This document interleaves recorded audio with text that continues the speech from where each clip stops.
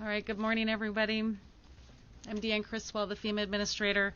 And just really quickly, this is the National Response Coordination Center where we have 22 federal interagency partners that have been gathered here since earlier in the week to support the planning efforts and preparedness efforts for Louisiana and Mississippi, as well as any other states that might be impacted by Hurricane Ida. As you know, it did make landfall as a very strong Category 4 hurricane here just a few hours ago, and we are expecting catastrophic impacts from this. I have spoken to both the mayor of New Orleans as well as the governor of Louisiana just a few hours ago, and we have teams embedded with them so we can respond quickly as soon as we know what the impacts are. We should start to see some of those impacts tonight, but we won't have the real picture until tomorrow, and then we can start moving additional resources in. With that, I'll give it to the president. Thank you. Well, folks, you got your hands full, but you've done an incredible job so far in prep for this. Jill and I are just getting back from Dover Air Force Base up in my home state, where we met with the families of 13 fallen heroes in Afghanistan who lost their lives in the service of our country. And while we're praying for the best in Louisiana, let's keep them in our prayers as well.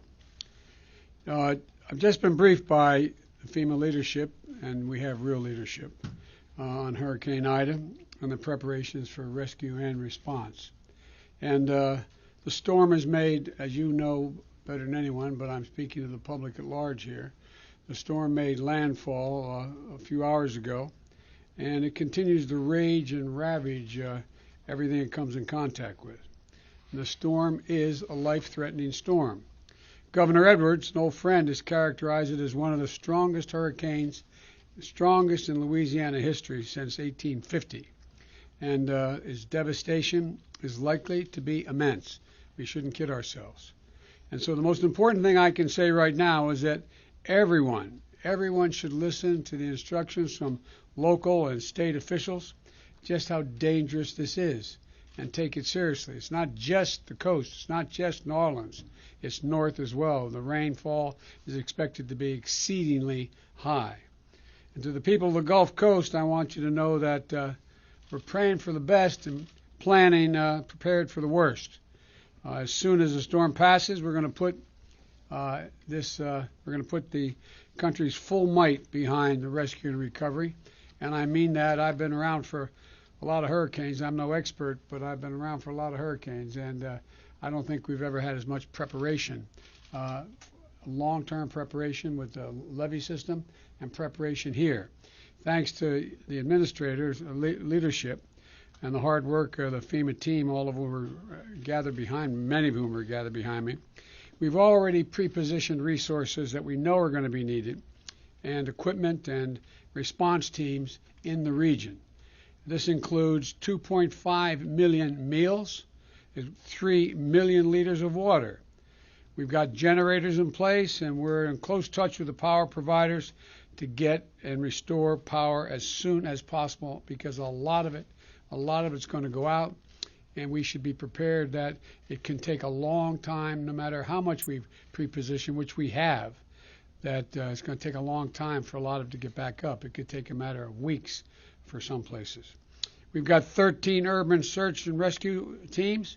For those of you who aren't familiar with that, these teams make up about 70 people and experts, each of these teams, and they can do real serious recovery work. More than 100 ambulances and emergency medical teams have been activated, and we're working with the Red Cross and local partners to open dozens and dozens of shelters with cots and blankets and meals to support those we need to evacuate. That'll happen mostly in the northern part of the state and maybe in parts of Mississippi. And I've already signed an emergency declaration for both Louisiana as well as Mississippi. And I want to make sure that we're ready to surge all the response capability that we have to deal with whatever comes next. And a lot's going to be coming. I've been in touch with the governors of Alabama, Mississippi, and Louisiana. And my team at the White House has been in touch with other state, local, and federal officials in the region. And they know there'll be the full resources and support of the federal government. So I want to emphasize again, this is going to be a devastating hurricane, a life-threatening storm. So please, all you folks in Mississippi and in Louisiana, Mississippi, and God knows, maybe even further east, take precautions. Listen, take it seriously, really, very seriously. And, the whole of government effort is ready to get to work. I can't think of any time where the federal, state, and local folks have worked together more closely and in advance of an obvious, significant natural disaster. And folks, we're going to be here. We're going to be here to help the Gulf region get back on its feet as quickly as possible, as long as it takes. As long as it takes. So thank you, and may God protect those in the path of the storm, and God willing, we'll get through this sooner than later. But don't kid yourself. This is going to take a lot of resources, a little bit of luck, and as my grandfather would say, the grace of God and the goodwill of the neighbors. And by the way, look out for your neighbors. If you're in the region, look out for your neighbors. So thank you very much, and thank you, Commissioner. I really think it all works. I'm not supposed to take any questions, but go ahead. Mr. President, on Afghanistan, I'm not going to answer Afghanistan now. can you say there's still an Okay. risk at the airport, sir?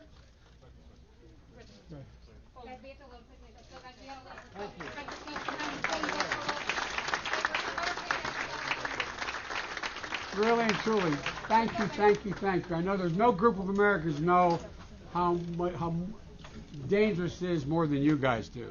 So let's stay at it to the very end. I know you will. You've done everything you can to help prepare these folks, but I tell you what, it's I think they're going to be taking a look at additional levee systems a little further south before this is over. So thank you. And I promise you, the governor is truly appreciative. Probably never going to meet him, but he's a good guy. He's really appreciative. Thank you. Thank you, sir. Thank you.